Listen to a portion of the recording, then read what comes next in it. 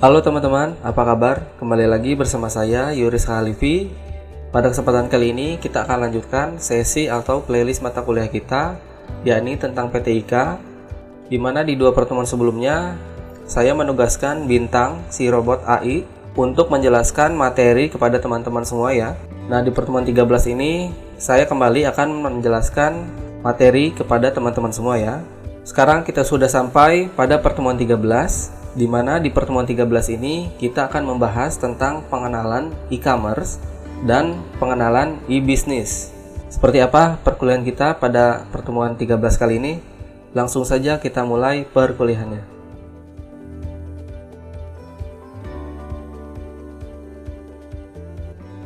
Oke teman-teman, langsung saja kita masuk ke dalam materi kita di pertemuan 13, yakni akan membahas tentang pengenalan e-commerce dan e-business. Mungkin di sini teman-teman sudah tidak asing lagi dengan yang namanya e-commerce atau e-business ya. Karena mungkin sekarang zamannya sudah bertransaksi melalui internet ya. Mungkin setiap hari juga teman-teman sudah terbiasa dengan proses jual beli yang ada di internet. Nah, sebetulnya ada juga perbedaannya nih antara e-commerce dan e-business ya. Mungkin dari teman-teman juga menyangka e-commerce dan e-business ini adalah sama.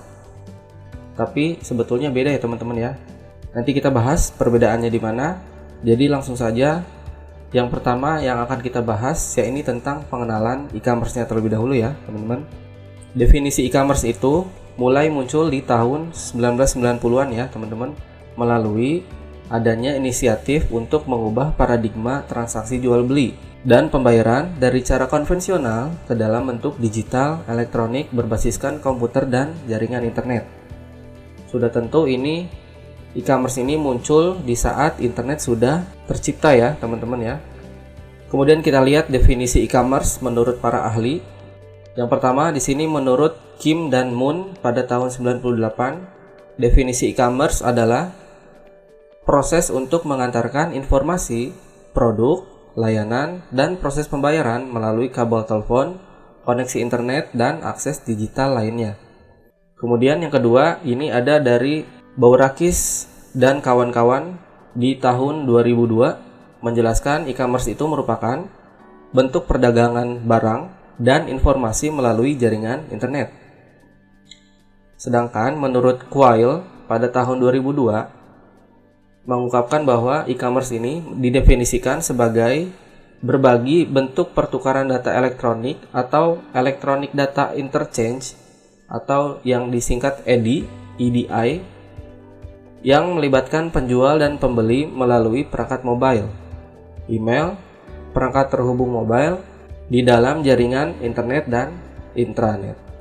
Kemudian yang terakhir, definisi e-commerce menurut Savvy pada tahun 2007. Di sini Savvy menyempurnakan lagi ya definisi tentang e-commerce, yakni dengan mempertimbangkan bahwa di tahun 2007 perkembangan teknologi komputer dan jaringan internet sudah menambah perubahan pada dunia e-commerce. Dengan munculnya berbagai teknologi keamanan, teknologi pembayaran online, perangkat-perangkat mobile seperti smartphone, handphone, tablet yang seperti ada saat ini.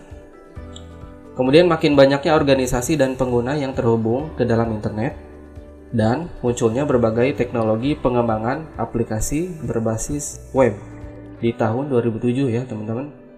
Jadi kurang lebih hampir sama dalam setiap penjelasan e-commerce yang sudah kita tadi bahas. Jadi kurang lebih e-commerce itu seperti itu teman-teman ya. Proses jual beli di dalam internet secara singkatnya. Kemudian bagaimana sih latar belakangnya munculnya si e-commerce ini? Kita lihat. Nah, di sini berdasarkan definisi-definisi yang sudah kita bahas sebelumnya tentang e-commerce, maka dapat diketahui manfaatnya e-commerce dalam membantu pengguna komputer, baik pelaku bisnis seperti pedagang, distributor, ataupun produsen, maupun konsumen akhir seperti kita misalkan ya. Kemudian di dalam melakukan jual beli barang dan jasa, serta transaksi secara cepat dan tepat, kemudian juga mudah, berbasiskan internet. Cukup dengan koneksi internet dan komputer maupun perangkat terhubung yang digunakan. Kegiatan transaksi ini dapat langsung terjadi antara pengguna dan pembeli tanpa perlu adanya kontak fisik dan tatap muka langsung. Seperti yang sudah kita bisa rasakan saat ini ya, jika membeli barang secara online melalui e-commerce. Kemudian, hal ini sangat berlawanan dengan kondisi di saat sebelum adanya e-commerce di dunia. Pada masa tersebut, transaksi dilakukan secara langsung melalui tatap muka antara penyedia barang dan jasa dengan para konsumen. Misalkan di pasar ya teman-teman. Pembayarannya juga dapat menggunakan mata uang yang telah disepakati, bahkan jauh sebelum uang diciptakan. Biasanya barter ya, proses tukar-menukar barang itu. Oke, jadi ini latar belakang munculnya e-commerce ya. Ada juga 3 faktor munculnya e-commerce ini teman-teman. Yang pertama, adanya evolusi komputer beserta hardware dan software. Nah, di sini penjelasannya, perangkat keras komputer atau hardware telah mengalami kemajuan pesat ya, yang sudah kita ketahui bersama. Bukan hanya lagi sebatas mengalami penyusutan ukuran sehingga menjadi makin kecil, tapi juga diikuti dengan peningkatan performasi di dalamnya. Jadi contohnya, misalkan laptop bukan hanya semakin tipis, tapi juga kan performanya semakin meningkat ya. Kemudian, sehingga dari waktu ke waktu ukuran komputer makin kecil, namun kecepatan komputasinya malah semakin besar ya teman-teman. Demikian juga pada perangkat lunak komputer atau software yang mencakup sistem operasi dan aplikasi. Ini juga kita udah bahas di pertemuan sebelumnya. Kemudian yang kedua adalah perkembangan jaringan komputer dan internet. Jaringan komputer dan internet telah memberikan peran yang besar di dalam memudahkan hubungan antara para pengguna komputer di seluruh dunia. Hubungan dalam bentuk komunikasi dan pertukaran data terjadi setiap saat. Adanya interaksi ini kemudian memunculkan inovasi untuk mengalihkan kegiatan di dunia nyata ke dalam dunia internet. Salah satunya adalah kegiatan ekonomi. Hal inilah yang memunculkan bentuk lain dari transaksi konvensional ke dalam bentuk transaksi digital yang disebut dengan e-commerce. Kemudian yang ketiga, ini yang paling penting, ya ini adalah perubahan pola pikir dan gaya hidup manusia di era digital. Kemudian faktor ketiga ini adalah faktor yang juga sangat penting dalam terwujudnya sebuah kegiatan e-commerce saat ini ya teman-teman. Dengan makin berkembangnya perangkat keras dan perangkat lunak komputer serta koneksi internet yang kita sampaikan di poin 1 dan 2, masyarakat dunia mulai memasuki era digital yang sesungguhnya ya teman-teman. Hal ini dibuktikan dengan makin banyaknya kegiatan di dunia nyata atau fisik yang dialihkan ke dunia internet. Contohnya seperti kita ini, pembelajarannya online. Jadi segala apapun yang ada kegiatannya di dunia nyata dialihkan ke dalam dunia virtual atau dunia internet. Kemudian misalkan saja kegiatan belajar mengajar di ruang kelas ya, betul ya. Yang kini dapat dilakukan dengan online dan jarak jauh dengan memanfaatkan koneksi internet atau e-learning. Dengan demikian juga ini bisa dimanfaatkan di dalam kegiatan bisnis, ya ini dalam bentuk e-bisnis dan e-commerce. Nah, jadi ini adalah 3 faktor munculnya e-commerce ya teman-teman. Selanjutnya, apa sih alur kegiatan pada e-commerce? Di sini ada 4 komponen penting ya dalam e-commerce. Yang pertama, sudah pasti ada penjualnya ya teman-teman ya. Pihak penjual dapat berupa pemilik toko online bersangkutan atau pelaku usaha apabila e-commerce dalam bentuk multi toko di dalamnya atau multi kepemilikan. Jadi sudah pasti ada penjual. Yang kedua, pasti juga ada konsumen ya. Nah, konsumen ini merupakan pihak yang memegang peran penting di dalam jalannya sebuah e-commerce. Sebagaimana pasar dan transaksi langsung di dunia nyata, pada e-commerce pun konsumen adalah raja. Tapi perlu dicatat, kita sebagai konsumen yang baik, walaupun konsumen adalah raja, tapi tetap adab dan etika di dalam pemakaian teknologi harus kita junjung tinggi, yang sudah kita bahas di pertemuan kemarin ya teman-teman. Komponen yang ketiga adalah teknologi atau teknologi. Teknologi mencakup semua teknologi informasi terkini yang digunakan di dalam jalannya e-commerce. Dimulai dari teknologi web, misalkan PHP dan MySQL, kemudian ada juga aplikasi mobile berbasis Android ya kalau mobile, ataupun berbasis Apple macOS ya. Kemudian keamanan transaksi misalkan dengan protokol SSL, dukungan cloud computing, ERP atau Enterprise Resource Planning, CRM, ada juga POS. POS di sini bukan POS Indonesia ya, tapi Point of Sales. Kemudian juga dukungan kurs mata uang dan bahasa dari berbagai negara di dunia. Kemudian ada GIS, ada NEC dan sebagainya. Kemudian komponen yang keempat adalah jaringan komputer itu sendiri ya, atau internet. Hal terakhir yang tidak kalah pentingnya adalah jaringan komputer khususnya internet, sehingga mampu melayani seluruh pengguna di dunia. Bayangkan kemudahan yang diberikan oleh e-commerce, cukup dengan sebuah komputer dan internet, siapapun dapat menjadi penjual serta pembeli. Juga dapat melakukan transaksi jual beli dengan cepat, mudah, murah, dan lebih hemat tentunya ya. Jaringan komputer, khususnya internet, adalah komponen terpenting. Oke, jadi ini adalah 4 komponen penting dalam e-commerce. Kalau tadi pengenalan e-commerce-nya sudah, sekarang kita beralih ke pengenalan e-business. Kita lihat dulu definisi e-business itu apa. Istilah e-business muncul setelah adanya fenomena yang mengenai e-commerce di jagat internet, yang juga oleh kemajuan teknologi komputer, baik dalam perangkat keras atau hardware maupun perangkat lunak atau software, serta kemajuan dari teknologi internet itu sendiri. IBM yang merupakan perusahaan pertama kali mencetuskan istilah tentang e-business sebagai sebuah hal yang bukan hanya mencakup hal yang dilakukan di dalam e-commerce. Kemudian kita lihat juga definisi lain tentang e-business agar kita lebih paham. Di sini menurut IBM sendiri, e-business merupakan bentuk transformasi atau perubahan dari key business process atau proses-proses kunci kelari suatu bisnis ke dalam pemanfaatan teknologi internet. Key business process meliputi segala proses kunci dari suatu bisnis berupa riset produk dan riset pasar. Kemudian pengembangan produk dan jasa, penjualan atau pemasaran seperti marketing, kemudian produksi atau manufacturing, dan lain-lain. Kemudian definisi lain tentang e-business menyatakan bahwa e-business merupakan bentuk transformasi dari proses-proses di dalam suatu organisasi untuk mewujudkan customer value atau bisnis pelayanan berbasiskan kepada kepuasan konsumen dengan memanfaatkan teknologi-teknologi komputer, aplikasi komputer, filosofi komputer, paradigma komputer yang menjadi bentuk dari ekonomi dunia yang baru. Kemudian yang ketiga, definisi lain tentang e-business.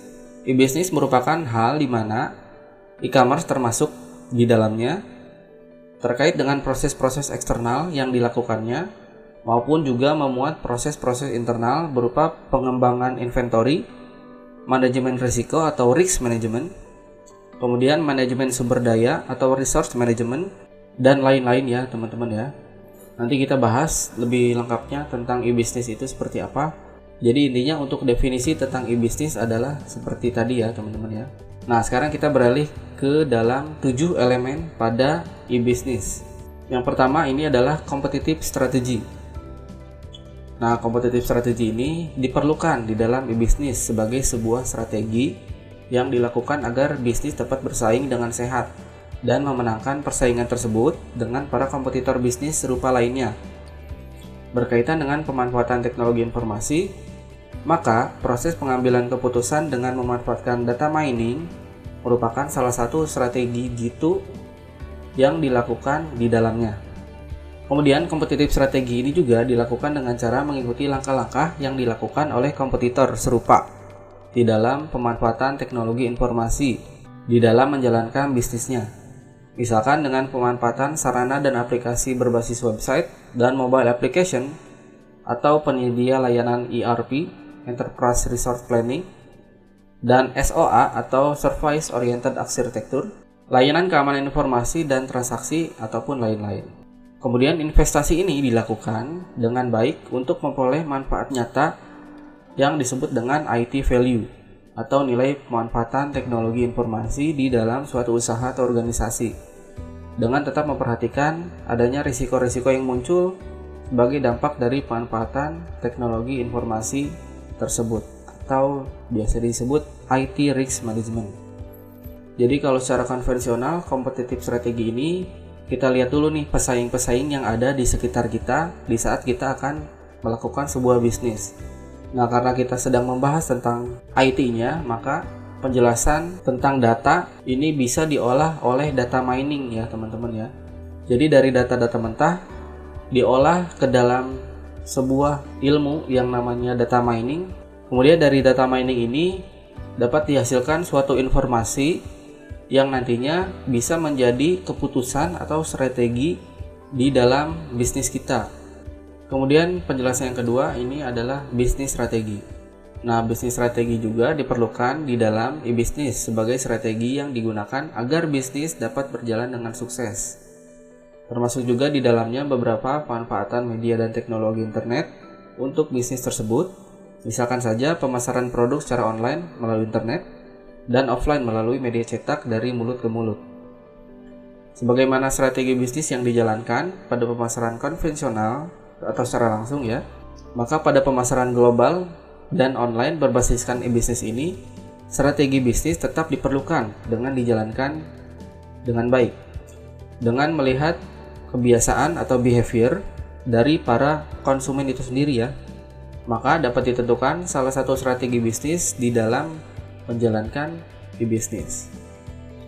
Kemudian misalkan apabila tren pengguna internet saat ini adalah memanfaatkan layanan sosial media atau media sosial ataupun di jaring sosial atau social network, maka mungkin kedua hal ini dapat dimanfaatkan sebagai salah satu media dalam melakukan periklanan dan publikasi atau sosialisasi ke pengguna internet secara umum. Kemudian ada juga value chain. Kemudian elemen ketiga di dalam e-bisnis adalah value chain atau rantai nilai. Rantai nilai ini didefinisikan oleh penemunya yaitu Michael Porter sebagai sebuah rantai urutan aktivitas yang terdapat di dalam suatu organisasi, baik instansi pemerintahan, industri, perusahaan, ataupun lembaga, yang bermanfaat untuk membuat sebuah desain produk beserta dengan proses produksi, pemasaran, pengiriman, dan dukungan teknis di dalamnya terhadap konsumen. Jadi yang ketiga adalah value chain ya teman-teman ya. Kemudian yang keempat adalah employees. Employees mengacu kepada aset penting di dalam bisnis, berupa tenaga kerja seperti karyawan, tenaga ahli, atau teknisi, atau biasanya kita sebut dengan sumber daya manusia ya teman-teman ya, yang berhubungan dengan teknis pelaksanaan bisnis dan e-bisnis berbasiskan internet dan komputer. Peningkatan kemampuan para tenaga kerja ini juga dapat dilakukan melalui adanya pelatihan dan sekolah ke jenjang yang lebih tinggi. Kemampuan yang meningkat pada para tenaga kerja akan menjamin bisnis berjalan lebih baik lagi. Jadi SDM juga ini sangat penting ya untuk bisnis kita. Minimal kalau teman-teman membuka usaha, para SDM-nya juga harus dilatih atau sekolah ke jenjang yang lebih tinggi ya teman-teman ya. Nah ini elemen keempat di dalam bisnis. Yang kelima adalah customer itu sendiri. Nah, customer adalah salah satu pelaku di dalam kegiatan transaksi dan bisnis, baik pada dunia fisik maupun secara digital dalam bentuk e-commerce dan e-bisnis. Customer mengacu kepada para pembeli, pelanggan, konsumen di dalam bisnis kita. Konsumen harus dapat dipuaskan melalui keamanan dan kenyamanan layanan yang kita berikan di dalam bisnis kita sendiri. Hal ini akan menimbulkan trust atau kepercayaan yang berujung kepada peningkatan pendapatan bisnis kita. Karena pembeli adalah raja, maka layani customer dengan sebaik mungkin ya. Kemudian yang keenam ini adalah market segment. Market segment atau bagian dari segmen. Market segment atau bagian atau segmen dari pemasaran produk dan jasa bisnis kita, merupakan wujud dari respon terhadap adanya kompetitif strategi antara bisnis kita dengan bisnis kompetitor-kompetitor kita, terutama dengan model bisnis yang sama ya. Penentuan market segment penting untuk dilakukan agar bisnis kita, termasuk juga di dalam bisnis, dapat berjalan dengan baik. Jadi segmennya juga harus diarahkan ya teman-teman ya. Misalkan segmen kita hanya untuk anak-anak sekolah gitu misalkan ya, atau para pekerja, atau para mahasiswa. Nah ini juga perlu dibuatkan planning atau rencana sebagai market segmen dari produk atau bisnis kita sendiri ya teman-teman ya. Nah ini adalah elemen keenam tentang market segmen. Yang terakhir ini ketujuh, elemen ketujuh, yakni tentang bisnis unit. Bisnis unit atau unit-unit bisnis yang kita jalankan merupakan bagian dari e-bisnis yang kita jalankan ya teman-teman. Dengan memanfaatkan adanya value chain, employees, serta bisnis strategi yang sudah kita bahas sebelumnya, bisnis seutuhnya yang dijalankan melalui e-bisnis hendaknya memiliki unit-unit bisnis di dalamnya. Hal ini akan memudahkan pengelolaan dari proses-proses di dalamnya. Contoh teman-teman kalau punya bisnis online, ini teman-teman harus punya unit-unit sendiri. Misalkan ada yang membalas direct message atau DM atau chat dari consumer. Kemudian ada juga misalkan unit untuk packing produk teman-teman. Nah, itu bedakan silakan. Kemudian ada juga unit untuk marketing. Nah, ini adalah salah satu bentuk nyata dari pengimplementasian unit-unit bisnis atau bisnis unit ya, teman-teman ya. Oke, teman-teman, mungkin itu dulu materi kita di pertemuan 13 yang membahas tentang pengenalan e-commerce dan e-bisnis. Jadi di sini kita sudah tahu perbedaan antara e-commerce dan e-bisnis itu seperti apa. Jadi teman-teman silakan di sini yang sudah punya usaha, baik itu cara offline ataupun online, bisa mengimplementasikan hal-hal yang sudah tadi kita bahas ya teman-teman, supaya bisnis kita semakin berjalan dengan lancar. Oke teman-teman, mungkin itu dulu untuk pertemuan 13. Semoga bermanfaat. Seperti biasa, untuk pertanyaan, kritik, saran maupun pendapat lain, silakan teman-teman boleh sisipkan komentar di kolom komentar di bawah ini ya. Terima kasih dan sampai berjumpa pada pertemuan berikutnya.